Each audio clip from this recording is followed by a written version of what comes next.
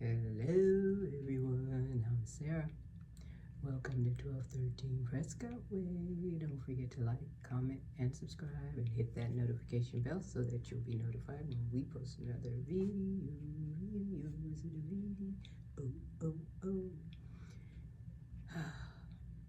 Today, guys, I am having top ramen noodles with tuna.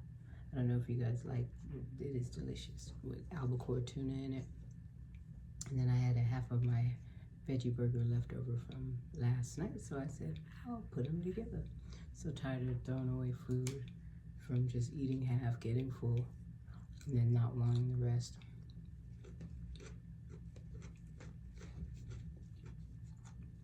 So I'll turn that around. Putting the thumbnail with my tuna. Look.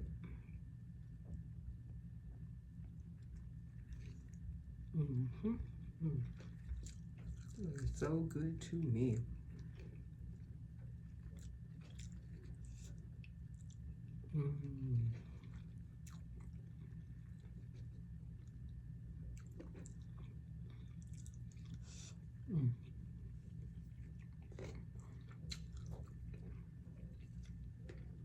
Just let me get a few bites.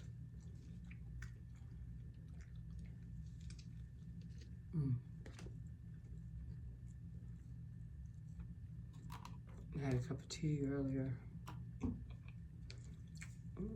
I've now had my water.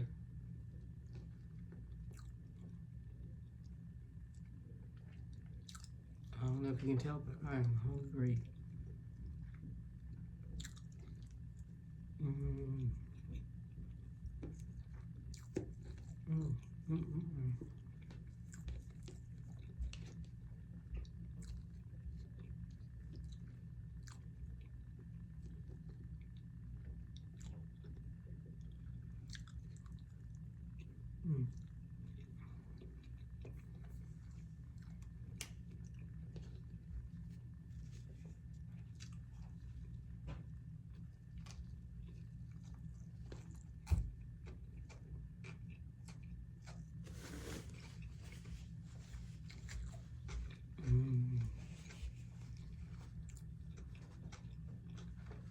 You guys, we had so much fun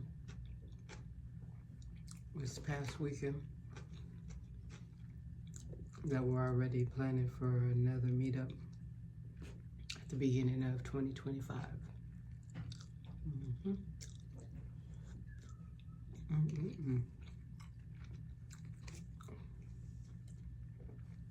Vlogging is difficult.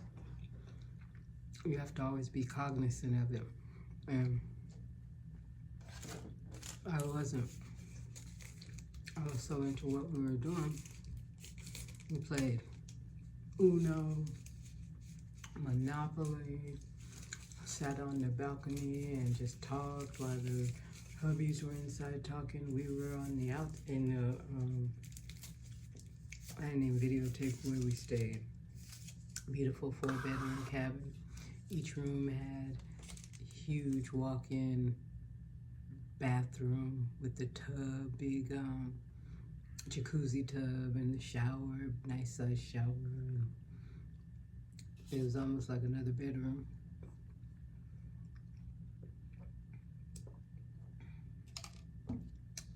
Nice kitchen, 2 bedrooms downstairs, 2 bedrooms upstairs. Big, I would say about 44-inch TV in each room on the wall.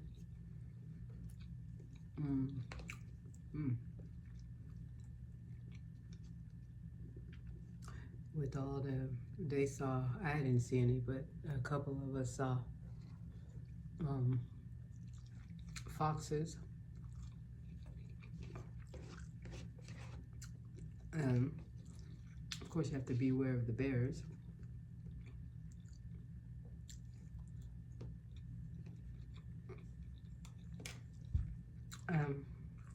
We didn't get a chance to eat at the restaurant that was on property. We did cook breakfast every morning, except the last morning. Monday morning, we went to Billy Gale's to eat.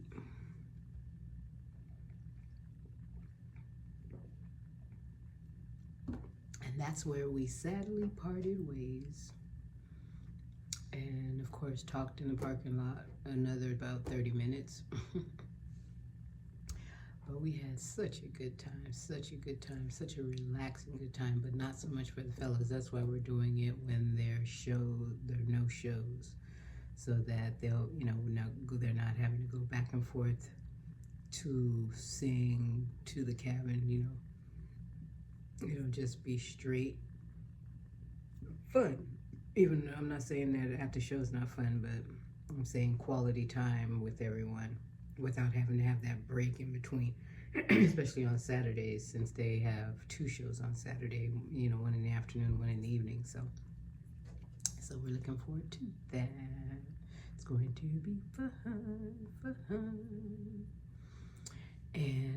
But the one thing that I did want to talk about, but I will put a picture maybe of the outfits that all 3 of us were wearing, the wives. Very, very cute. I'll do a flash of a photo of that so you guys can get the gist of what I was talking about. And the front, because that has a meaning as well. So just to show, that's what we made breakfast in on Sunday morning. And it was fun. So much fun. The guys really enjoyed that. And then we had 2 other things planned that we didn't get a chance to do. And I can't mention one of them here because it's still a surprise, because we're going to do it the next time. But the other thing was we were going to play another game, kind of like the newlywed game, even though we're not newlyweds. But it was a good concept. I want to do that. We just didn't have time, We are not young anymore, so we were retired. You expect more than you can do. At least I know I do every time I go somewhere, especially if it's just for a short weekend. You think you're going to do this, that.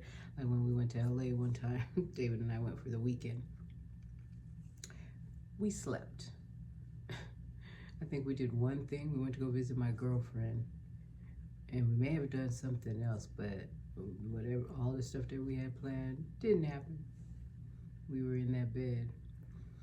Because, shoot, you need a vacation from your vacation. When they say that, then it is so true. It is so true.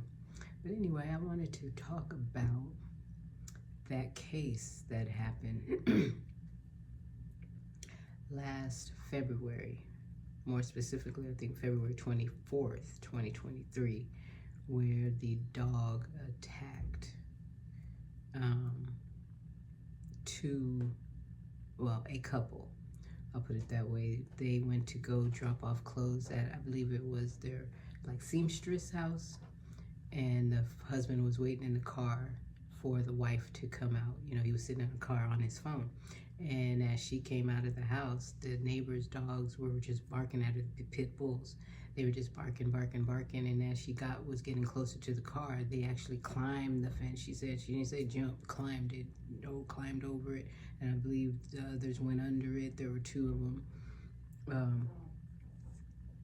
And it grabbed her wrist, and she was screaming for her husband, and he got out the car and he was hitting it on the head saying, let go, let go. And then it started attacking her. It started attacking the husband.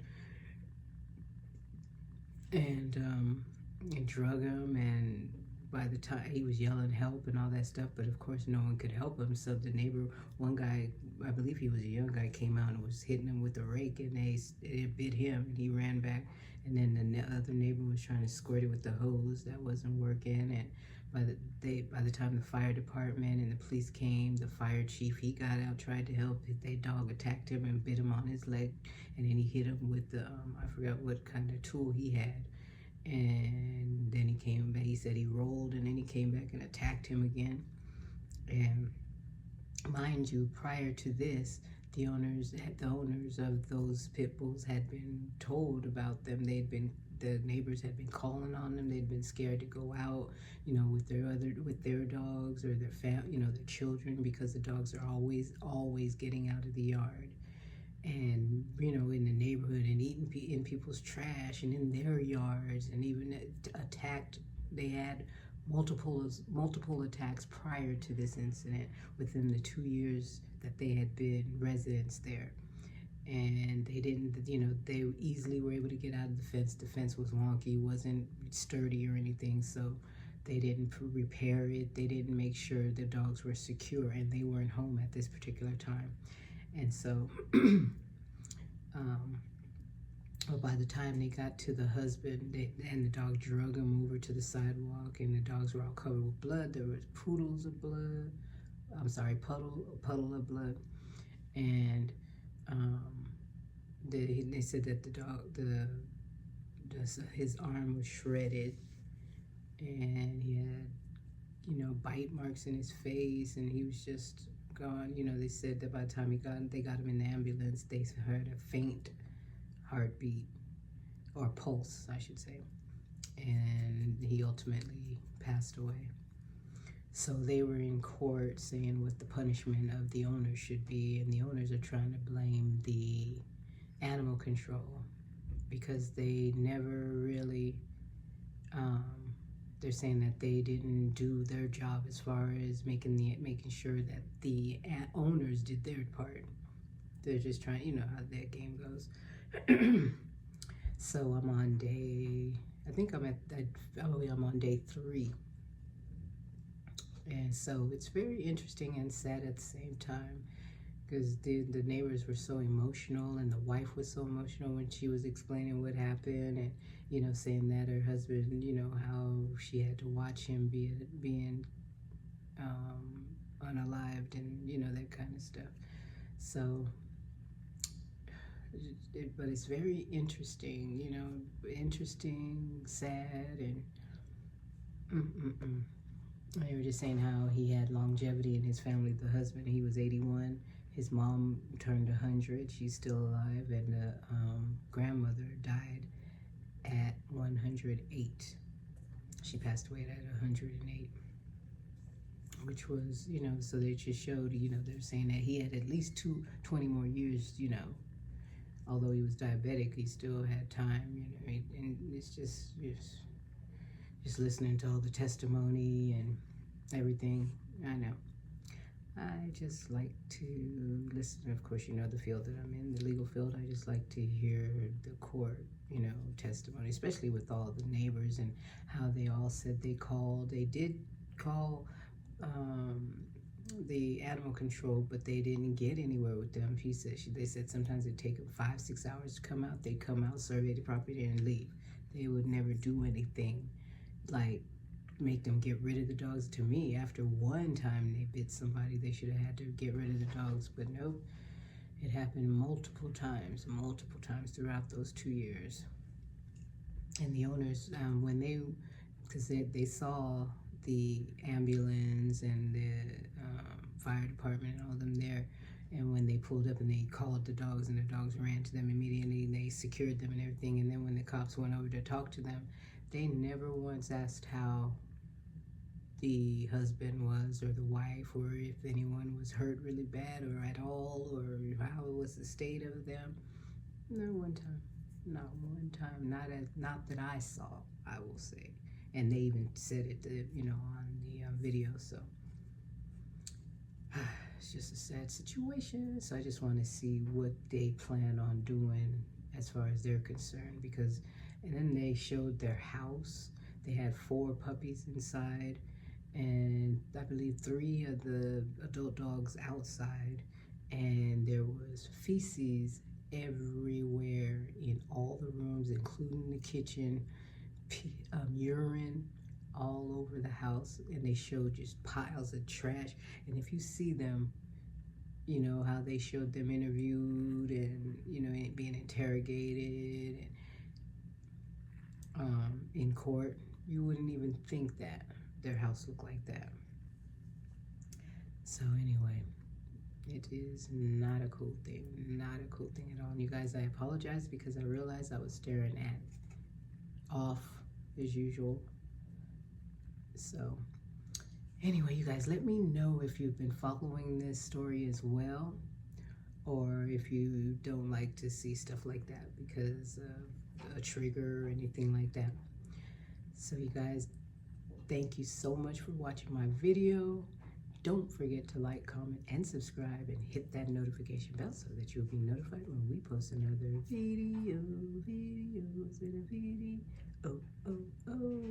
And have a wonderful, wonderful rest of your morning, afternoon, evening, and night. And I will see you on the next video. Love you.